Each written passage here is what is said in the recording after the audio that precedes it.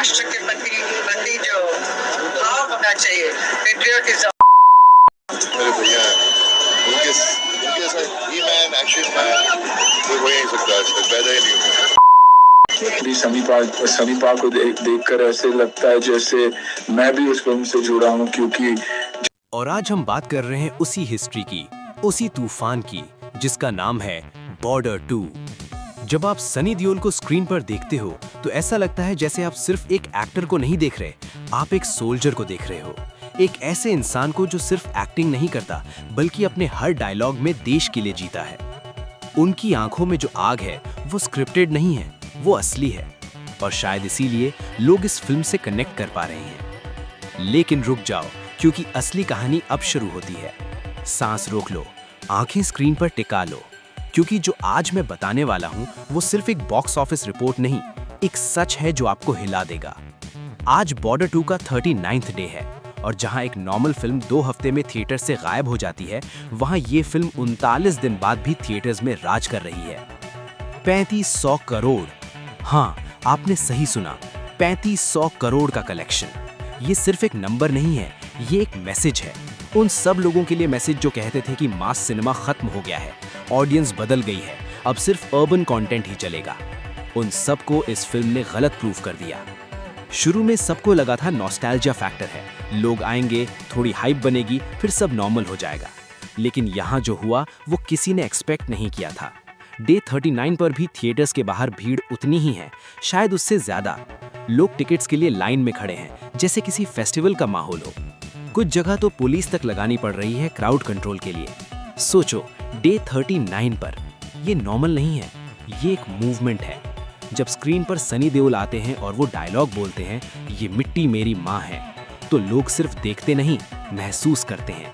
लोग खड़े हो जाते हैं, तालियां बजती हैं, सीटियां गूंजती हैं, और कई जगह तो लोग स्क्रीन के सामने झंडा लेके खड़े हो जाते हैं। ये सिनेमा नहीं रहा, ये एक एक्सपीरियंस बन चुका है। और सबसे इंटरेस्टिंग बात, लोग इस फिल्म को एक बार नहीं 3-4 बार देख रहे हैं। क्यों? क्योंकि उन्हें इस फिल्म में अपना रिफ्लेक्शन दिखता है। उन्हें लगता है कि ये उनकी कहानी है, ये उनका देश है, ये उनका जज्बा है, और इसी वजह से ये फिल्म सिर्फ पैसा नहीं कमा रही, दिल जीत रही है।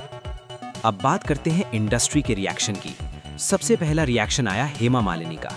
उन्होंने कहा कि जब उन्होंने सनी को स्क्रीन पर देखा तो उन्हें लगा कि वो एक्टिंग नहीं देख रही, बल्कि एक ज्वालामुखी फटता हुआ देख रही है। उन्होंने ये भी कहा कि इस लेवल का मास हिस्टीरिया बॉलीवुड ने पहले कभी नहीं देखा।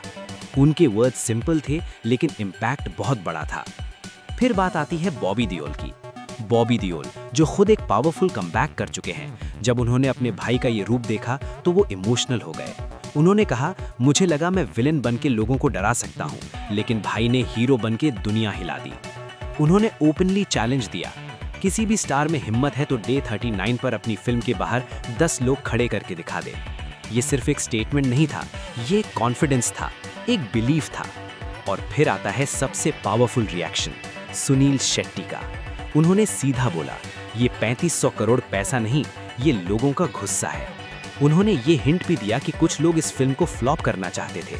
नेगेटिव रिव्यूज, पीआर कैंपेन्स, सब कुछ ट्राई हुआ, लेकिन एक चीज के सामने सब फेल हो गया, पब्लिक का प्यार। सनी देओल ने सिर्फ स्क्रीन पर दुश्मन नहीं मारा, उन्होंने उन सब नैरेटिव्स को तोड़ दिया जो सालों से ऑडियंस को डिक्टेट कर रहे थे कि क्या देखना है। आज सिचुएशन क्या है? थिएटर्स के बाहर मेला लग रहा है, लोग अपने गांव से ट्रक्स भर के आ रहे हैं, कुछ लोग तो अपना खाना साथ ला रहे हैं और पूरा दिन थिएटर के बाहर वेट कर रहे हैं। अंदर जब एक्शन सीन आता है तो लोग लिटरली स्क्रीन के सामने नाचने लगते हैं। ये क्रेज नहीं है, ये इमोशन है, ये कनेक्शन है। और सबसे बड़ा शॉक, इंडस्ट्री के कई बड़े स्टार्स अपनी फिल्म्स की रिलीज डेट पोस्टपोन कर रहे हैं, क्योंकि उन्हें पता है इस तूफान के सामने कोई टिक नहीं पाएगा। 3500 करोड़ का ये नंबर सिर्फ एक शुरुआत है, ये एक सिग्नल है।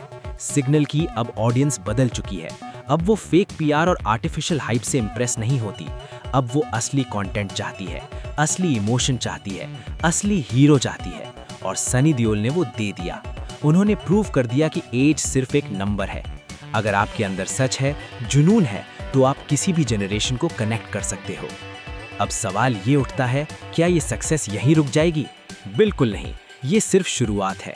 ये एक नए एरा का स्टार्ट है, एक ऐसे एरा का जहां ऑडियंस डिसाइड करेगी कि कौन सुपरस्टार है, ना कि पीआर एजेंसीज, ना कि फेक रिव्यूज। और अगर आपको लगता है कि ये सिर्फ एक फिल्म नहीं बल्कि एक रेवोल्यूशन है, तो आपको अपनी आवाज उठानी होगी। कमेंट करो वंदे मातरम, शेयर करो, क्योंकि ये मैसेज रुकना नहीं चाहिए। और याद रखना, ये सिर्फ एक मूवी नहीं, ये एक आग है, और ये आग अब बुझने वाली नहीं।